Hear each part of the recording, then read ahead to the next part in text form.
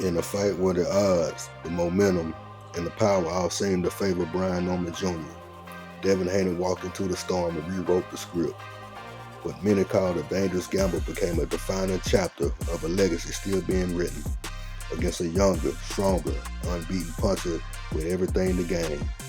Devin Haney showcased the composure, skill, and championship DNA that has carried him through every division he's touched. On this night, he didn't just win a fight, he conquered a narrative. Devin Haney defied expectations, silenced critics, and etched his name in the history books as a three-division world champion. Turns out this was the story of how the dream turned adversity into achievement, and how Brian Norman Jr. pushed him to produce one of the most resilient performances of his career. So what's up? This is Mosquito Spray, and you're tuning into Mosquito Spray's Boxing Breakdown. And I'm not gonna lie, it is crow eating time for me. I was wrong about this fight, and all credit to Devin Haney, man. He came and he showed up and he showed out tonight, and he landed the big shot in round 2 that put Brian Norman Jr. on the canvas, as you can see in this photograph. And he just, was the boss in there and dominated the first half of the fight, and carried his way through the second half of the fight. And the mistakes Haney made coming into this fight, he just didn't give Brian Norman Jr. a chance to capitalize on none of them. He kept his range pretty well. Used a beautiful jab that he was able to touch Brian Norman up with, bust his nose up. And then when Brian Norman was able to get inside, later on in the fight, Haney did a good job of tying him up, resetting, getting the fight back and be at the long range where he was the dominant force tonight, man. I'm not gonna lie about that. It was a good performance on his part, man. And hey, the mistakes that Norman came into the fight making with the inconsistent head movement, the inconsistent hand placement, they played a major role tonight. He was getting peppered with jabs all night long, rushing, getting impatient, coming in with lead hooks and walking into check hooks and things of that nature, man. Haney was the boss tonight, and he did his thing, man. And even later in the fight, when Norman started catching up to him, he switched things up. He started coming in with a 2-1 and was able to get inside. But the mistake he made once he get inside, he came inside too deep, allowing himself to be tied up, and the ref would reset him and put him back outside. He had to start over all again instead of putting himself in a position where he could land shots and try to affect Haney. He touched Haney a little bit here and there, but it was just too far and few between. You know what I'm saying? And it just wasn't his night tonight. And I'm sure when he goes back and watches the tape, he's probably gonna be pretty upset with himself, because the flaws with Haney still do exist, but he fought tonight.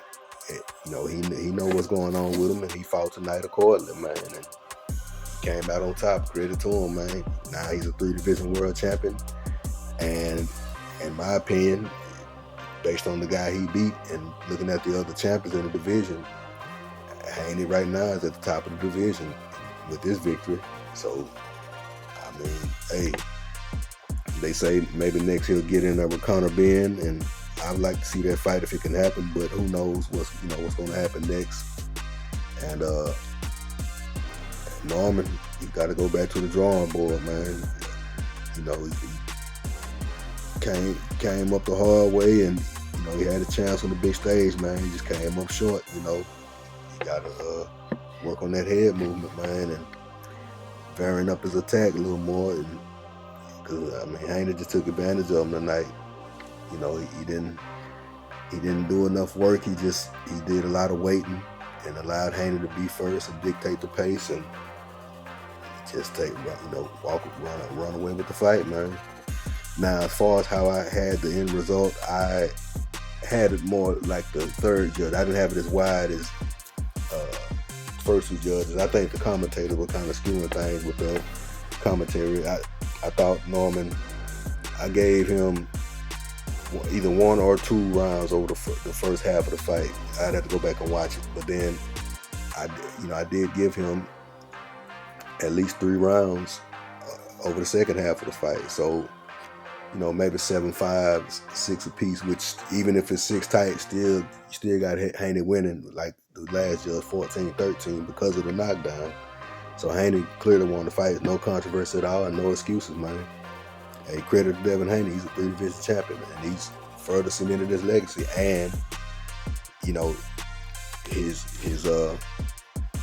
chances of getting into the Hall of Fame, which, you know, of course, the young man is shooting for, which coming into the fight, I said credit to him. He's taking these fights. He's not ducking the smoke, you know what I'm saying?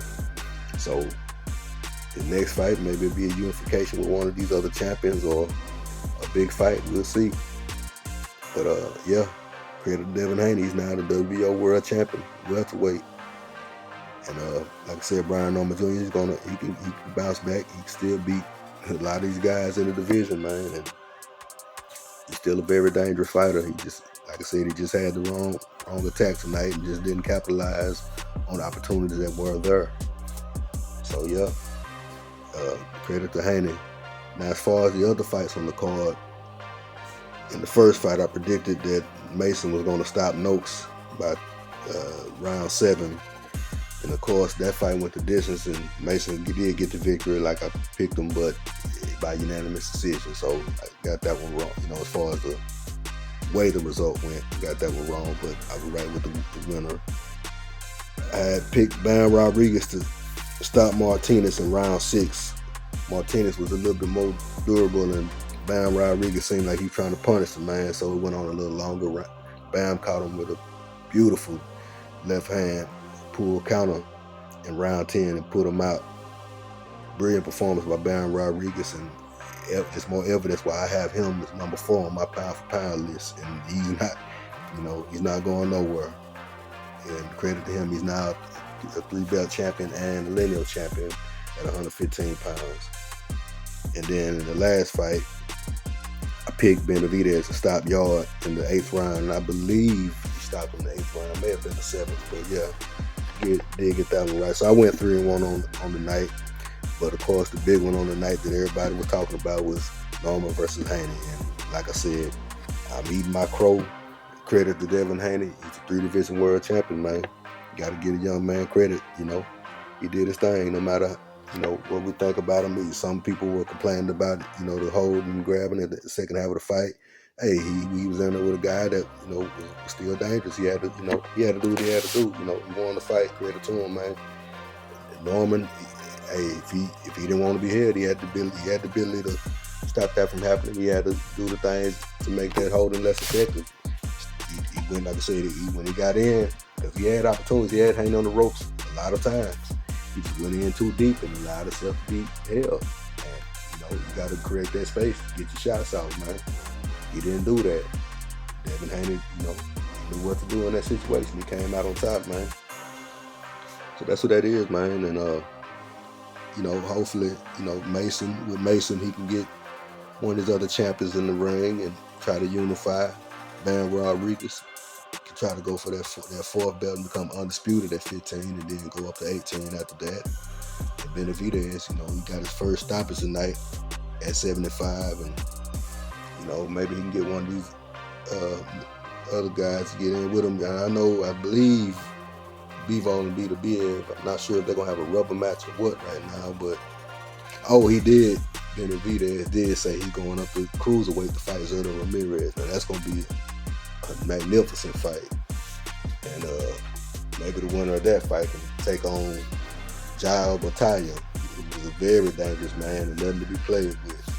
So I look forward to, you know, Benavidez's next move. He's quietly building him a Hall of Fame resume, man. He's one of the guys I really do rate really high, man. He's taking on all comers, ducking no smoke at all.